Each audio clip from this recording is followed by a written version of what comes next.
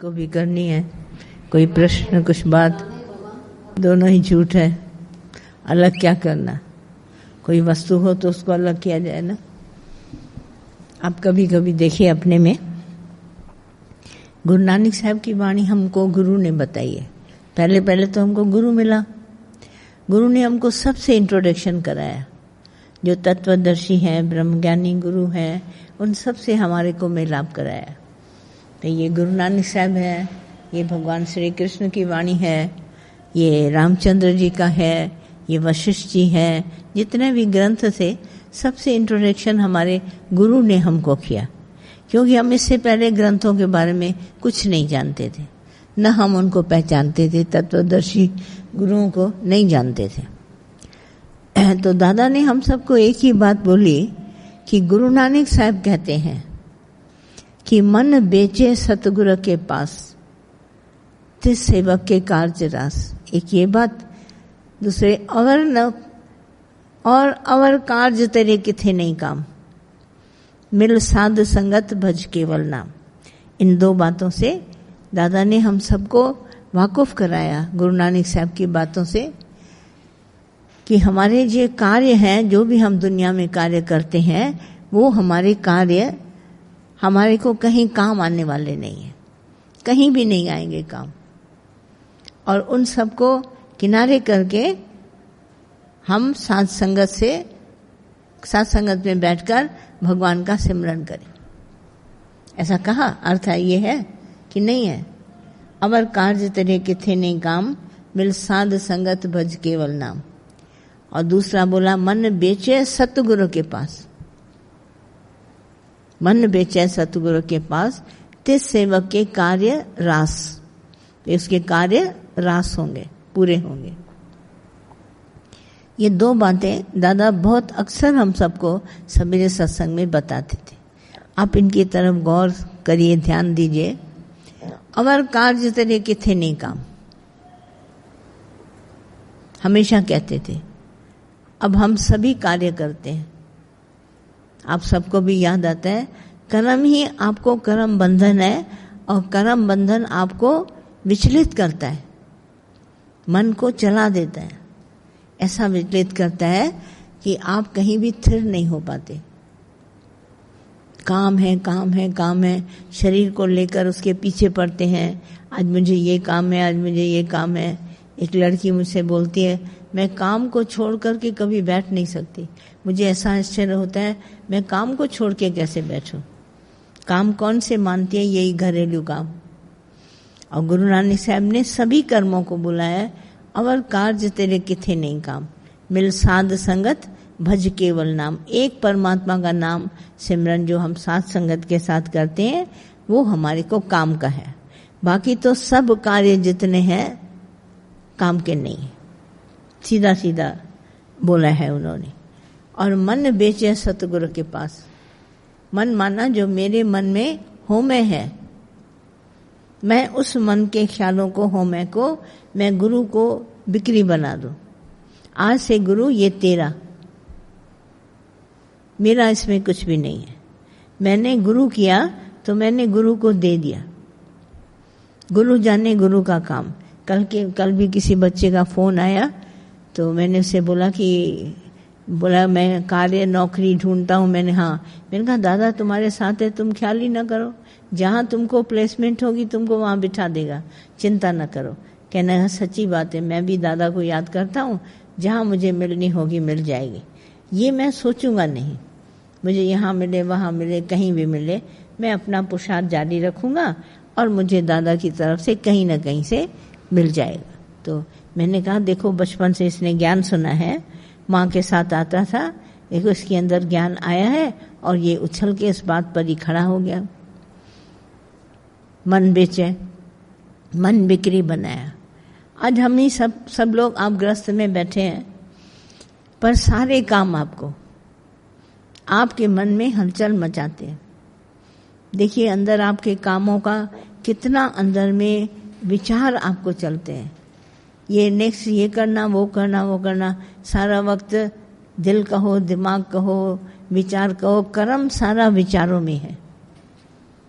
आपके विचारों में कोई ना कोई काम होगा ही होगा। आप विचारों से खाली नहीं है। इसीलिए आप सबको क्या होता है, ये भगवान दर्शन में ही नहीं आता, दिखाई नहीं देता, समझ में नहीं आता, जो भी कहो इसके लिए।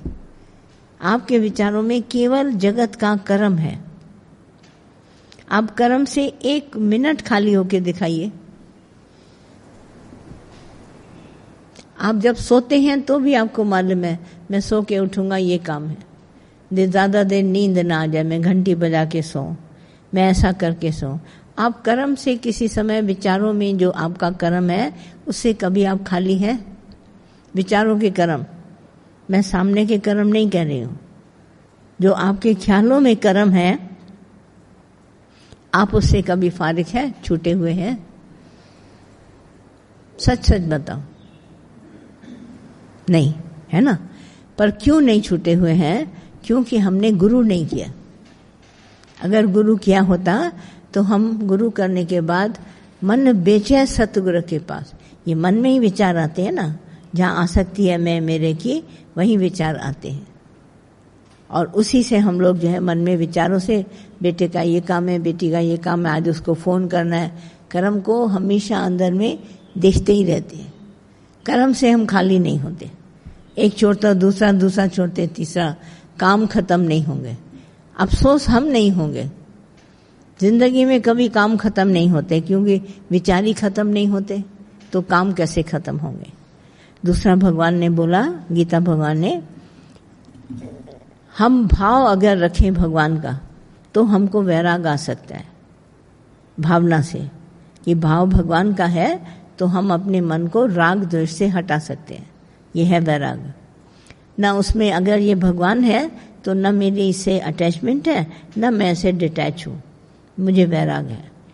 पर आपको राग द्वेष से हटने के लिए भावना नहीं जाती। क्या जाता है आपके अंदर?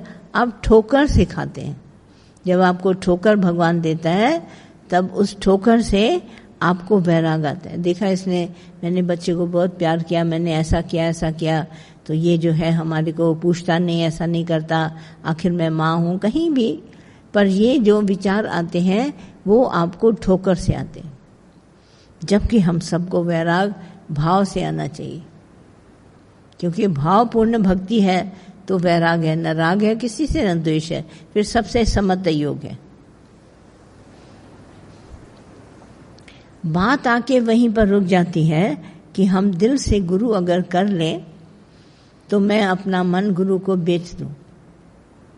मुझे अच्छा कोई कस्टमर मिल जाता है तो मुझे वस्तु घाटे में भी बेचने में अच्छा लगता है।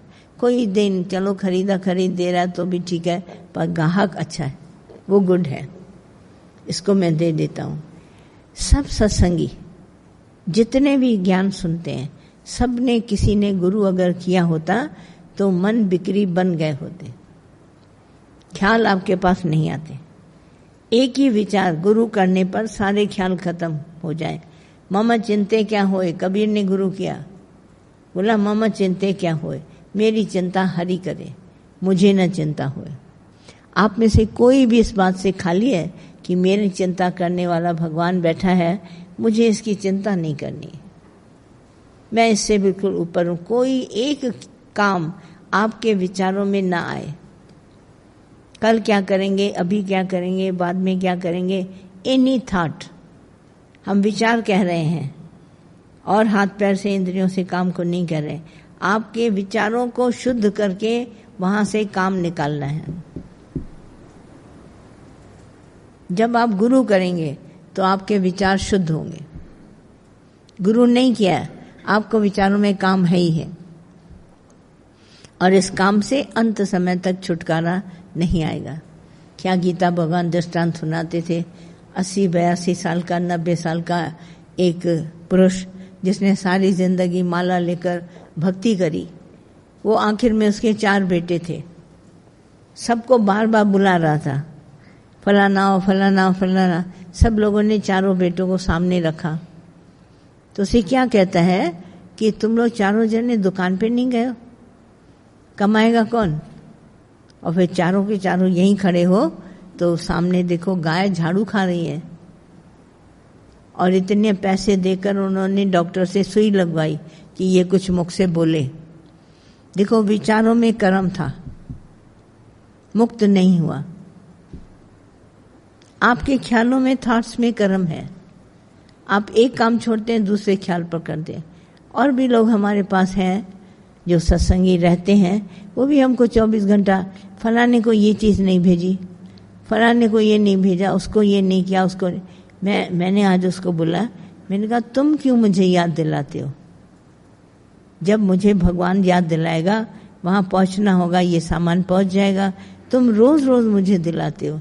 जैसे तुम अपने संबंधियों को याद करते हो, ऐसे ही मेरे संबंधी मुझे दिलाते हो, जैसे ताकि तुम कह सके कि आपने भी तो याद किया। जबकि मुझे ध्यान बिल्कुल भी नहीं है, मेरा विचार कभी नहीं जाता। भगवान में मेरा विचार है, मैं सतगुरु की हूँ, सतगुरु मेरा, बस। और जब तक सतगुरु नहीं किया, तब तक तुम्हारे विचार भटकेंगे। भटक भटक विचारों से क्या होता है? भटक भटक भव के बंधन में जीवन व्यर्थ गयो। कबहू हंसेगा, कबहू रोएगा, इसी विधि तुम्हारा जन्म जाएगा। ए विध जन्म गयो। कभी कभी और कुछ न देखो, हाथों और आंखों के प्यार के कर्म नहीं, पर अपने विचारों को जज करो कि तुम्हारे ख्यालों में कर्म पड़ा है। तभी गुरु नानक साहब की बात हमको दादा बार बार ध्यान में दिलाते थे कि मन बेचे सतगुरु के पास, अपने विचारों को बिक्री बना दो गुरु के पास। और जितने भी कार्य तुम जगत में करता है, अफसोस की बात है, इसमें से कोई एक थोड़ी सी प्रशंसा